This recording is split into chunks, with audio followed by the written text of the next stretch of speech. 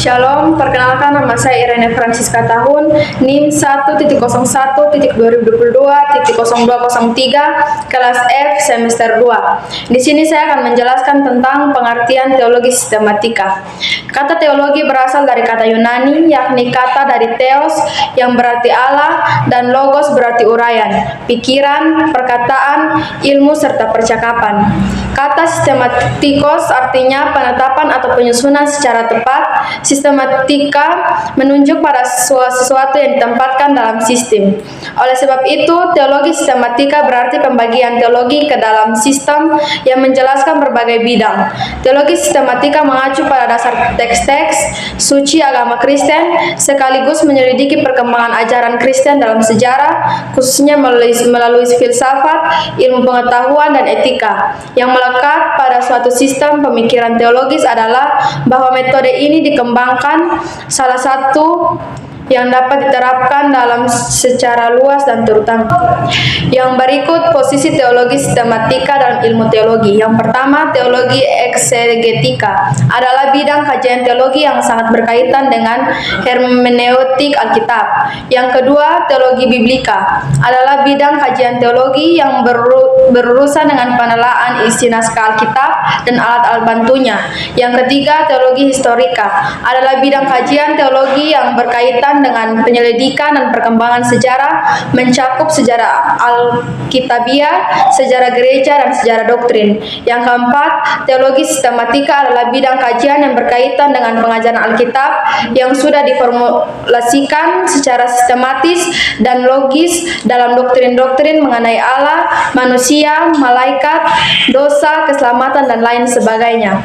Yang kelima, teologi dogmatika adalah bidang kajian teologi yang berkaitan dengan dogma seperti yang diterapkan dalam pernyataan pengakuan-pengakuan iman gereja.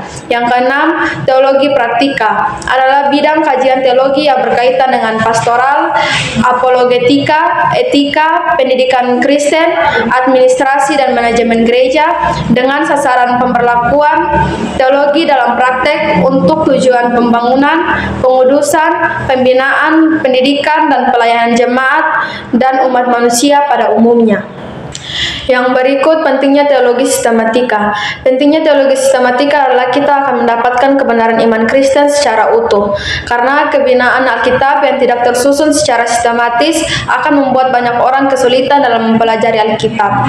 Konsep teologi sudah tertata dengan baik, maka pengajaran iman Kristen mudah untuk dipelajari, sehingga dapat dikatakan bahwa teologi Kristen menolong orang-orang percaya untuk mempertanggungjawabkan imannya secara konsisten.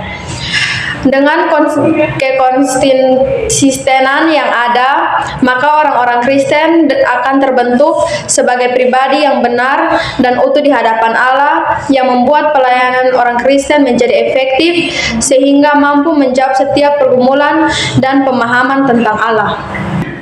Yang terakhir, metode teologi sistematika. Yang pertama, metode Charles Hodge memakai metode induktif, yaitu dengan mengumpulkan fakta-fakta kemudian ditarik kesimpulan.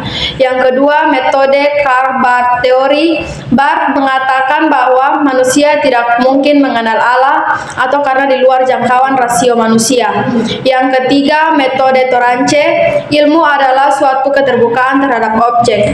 Yang keempat, metode Paul Tillich, metode yang dipakai adalah metode korelasi. Yang kelima, metode interpretasi analitis.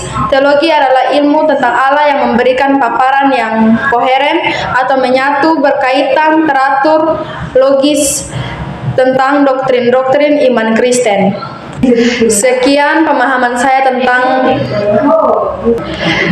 teologi sistematika. Terima kasih. Shalom.